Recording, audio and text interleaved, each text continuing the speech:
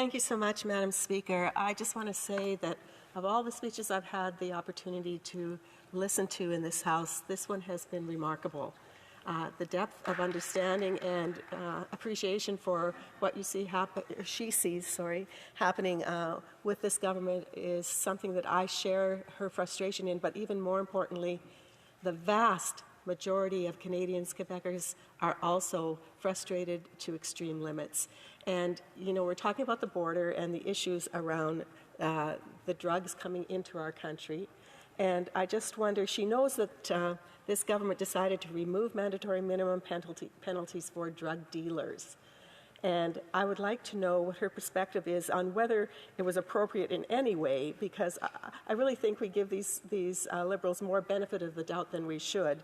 Is it appropriate that they signaled more leniency on drug dealers who even right now, with premeditation, are benefiting from the addiction and death of Canadians because of what this government has done? The honourable member for Terrebonne. I'd like to thank my honourable colleague for her question and for her comments. That's highly appreciated. We've worked for a long time on public accounts and for very little reaction from the government, so that does generate some frustration, you'll understand, Madam Speaker. So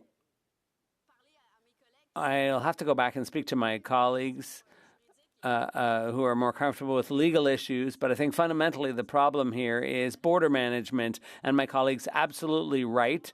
The border is a sieve. People can cross back and forth with weapons, with guns, with stolen vehicles and so on. There's huge problems with CBSA.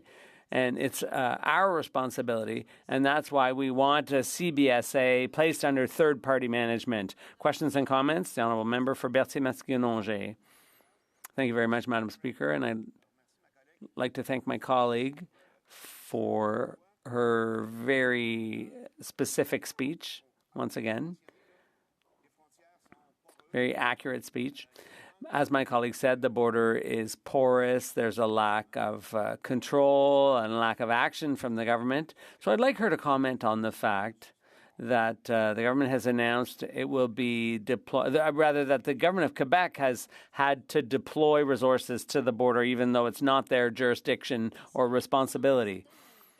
The honourable member for Terrebonne. Thank you, Madam Speaker. This gives me a good opportunity to talk about the fact that the provincial government, the Quebec government, is often much more competent in managing the border than the federal government is through the RCMP or CBSA. So this is a great opportunity, Madam Speaker, to say how much better off Quebec would be if we could control or manage the border ourselves.